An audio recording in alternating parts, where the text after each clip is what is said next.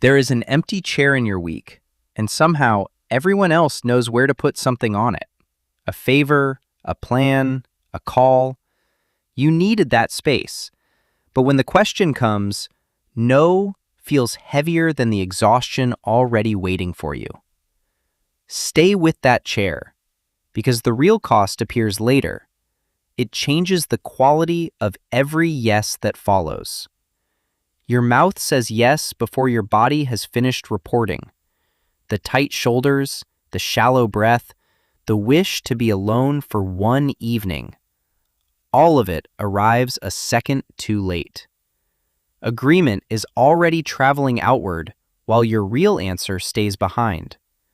The request may be small, but your nervous system is not only measuring the task, it may be measuring disappointment, distance, awkwardness, or the chance that someone will see you differently.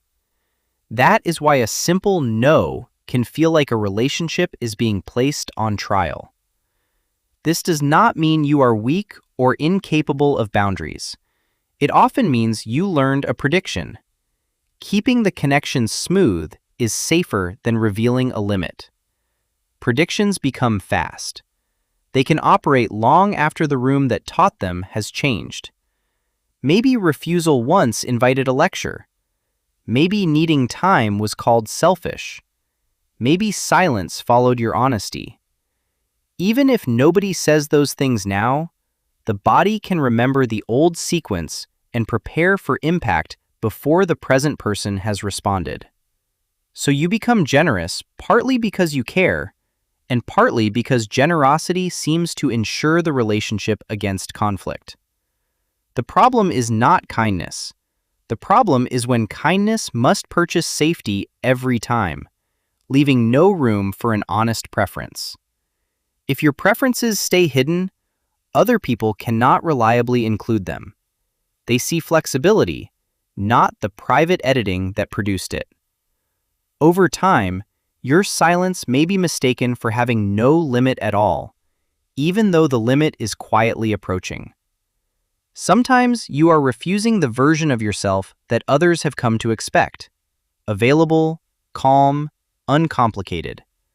That can feel like an identity breach. If being good has become linked with being easy to access, no may sound internally like becoming a bad person. This is why guilt is not always proof that you did something wrong. Sometimes guilt is simply the feeling of doing something unfamiliar. A boundary can be healthy and still feel terrible in the first moments because your emotional habits have not caught up. To make no feel safer, you may search for an explanation nobody could challenge. You assemble evidence, soften every sentence, and prepare answers to objections that have not happened. The boundary becomes a courtroom, and you become both witness and defense attorney. A long explanation can accidentally turn a decision into a negotiation. Each reason offers a new handle. Change the time, shorten the visit, solve the obstacle. You wanted to communicate a limit, but the other person hears a puzzle they are invited to fix. What you are protecting may look empty from outside. There is no appointment written there, no dramatic emergency, no visible project. But unclaimed time is not unused time. It may be where your attention settles, your body releases, and your own thoughts become audible again. Wanting space does not automatically mean you love people less. Chosen solitude can feel different from being excluded because choice changes the experience. The point is not to vanish from connection. It is to have enough agency to enter connection without abandoning yourself. You are not a device with one universal battery. The same hour can feel light with one person and exhausting with another. Context matters. Noise, unpredictability, emotional responsibility, the need to perform, and whether leaving is allowed without punishment. You may not need distance from a person. You may need distance from the role you play around them. Listener, fixer, peacekeeper, cheerful companion. The invitation sounds ordinary, but your body anticipates another shift of invisible work. An unwilling yes can preserve harmony for an evening while quietly charging interest. You show up, smile, and count the minutes. Later, irritation attaches itself to people who never received your real answer. The cost of avoiding one disappointment becomes a relationship full of hidden resentment. A useful boundary story does not pretend everyone will respond beautifully. Someone may be confused, inconvenienced, or hurt. Their feeling matters. But another person's disappointment is information to care about, not an automatic command to reverse your decision. The first task is often not learning a perfect sentence. It is learning to remain present while the room becomes briefly less smooth. A pause. A sigh. A question. You can survive a small wave of awkwardness without rushing to erase your own limit. Boundaries are harder when every decision happens under pressure. Notice your capacity before anyone asks. What obligations are already open? What kind of rest do you need? A visible limit is easier to communicate when you have admitted it privately first. You do not have to decide while someone is watching your face. Try, "Let me check what I already have, and I will get back to you." The pause is not manipulation. It gives your slower information time to arrive before habit speaks for you. A boundary does not need a dramatic biography. "I cannot make it tonight. I do not have capacity to take that on. I need this weekend quiet." Short language may feel exposed, but it keeps the decision from disappearing beneath an argument. If you already know the answer, maybe can create a second burden. Now you must manage reminders, hope the request disappears, and disappoint the person later.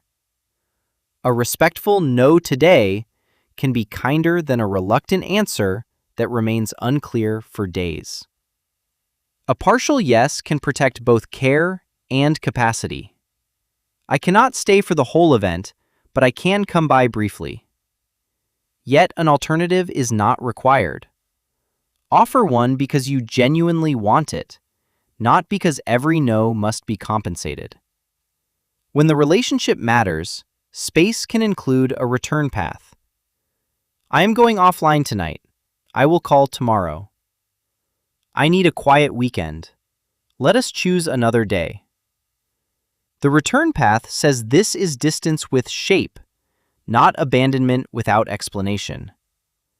A return path should be real. If you name a time only to stop someone from reacting, the new promise becomes another demand. Better to say you will reach out when you have checked your capacity than to create a deadline you already resent. Protected space only restores you when it is not secretly a waiting room. If your phone remains face up and your attention listens for the next request, you are alone but still on call. Recovery needs moments when availability truly ends.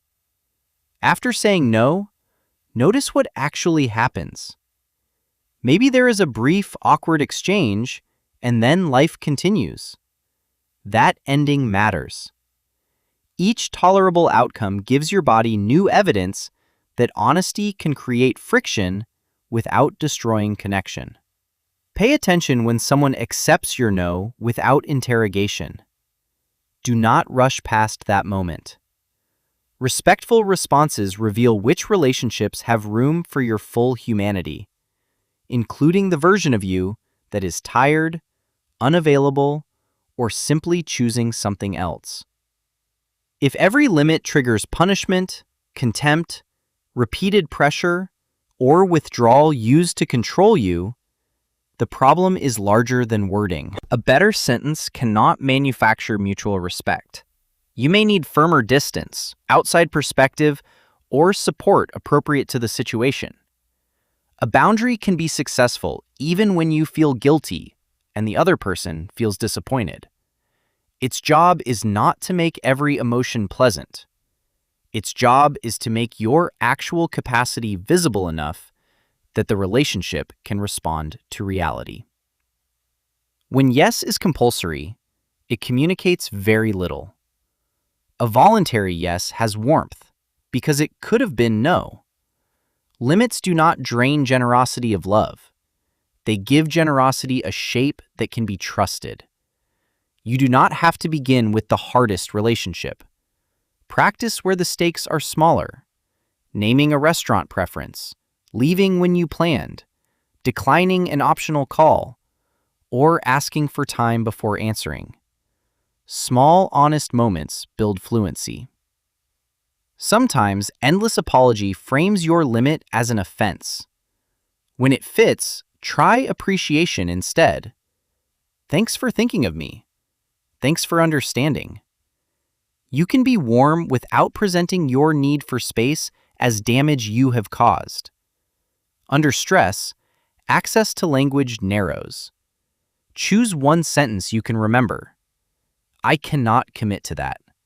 I need time to myself tonight. I am not available, but I hope it goes well. Rehearsal turns a boundary from an essay into a usable tool.